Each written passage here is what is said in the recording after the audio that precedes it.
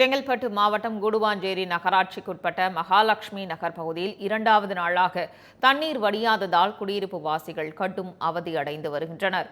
கூடுவாஞ்சேரி நகராட்சிக்குட்பட்ட மகாலட்சுமி நகர், ஜெயலட்சுமி நகர் உள்ளிட்ட பகுதிகளில் சுமார் 1000க்கும் மேற்பட்ட குடியிருப்புகள் உள்ளன. பெஞ்சல் புயல் காரணமாக கனமழை பெய்ததில் இப்பகுதி முழுவதும் இடுப்பளவிற்கு தண்ணீர் தேங்கியது.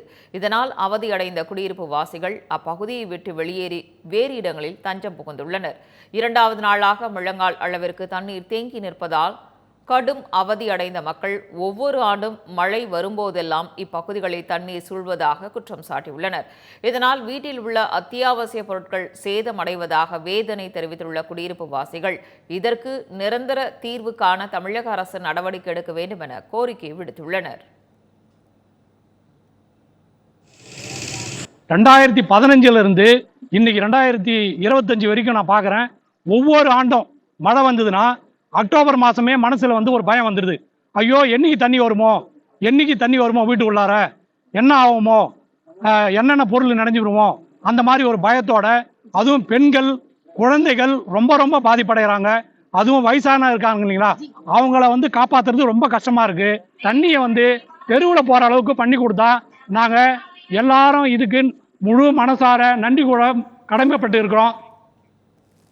திருப்பத்தூரில் தொடர் மழை காரணமாக மழை நீருடன் கழிவு நீரும் கலந்து குடியிருப்புகளுக்குள் புகுந்ததால் பொதுமக்கள் கடும் அவதிக்கு உள்ளாகினர். பெஞ்சல் புயல் காரணமாக மாவட்டத்தின் பல்வேறு பகுதிகளில் விட்டு கனமழை பெய்து வருகிறது.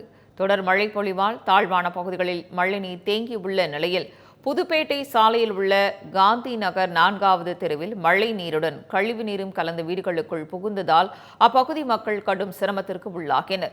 இதுகுறித்து நகராட்சி நிர்வாகத்திடம் பலமுறை புகார் அளித்தும் எந்தவித நடவடிக்கையும் எடுக்கப்படவில்லை என அப்பகுதி மக்கள் குற்றம் சாட்டியுள்ளனர். குறிப்பாக மழைநீர் வடிகால்வாய் பணிகளை முறையாக மேற்கொள்ளாததே இதுபோன்ற பிரச்சினைகள் ஏற்பட காரணம் என தெரிவித்துள்ள அப்பகுதி மக்கள் நோய் தொற்று பரவும் அபாயம் உள்ளதால் மாவட்ட நிர்வாகம் விரைந்து நடவடிக்கை எடுக்க வேண்டும் என கோரிக்கை விடுத்துள்ளனர்.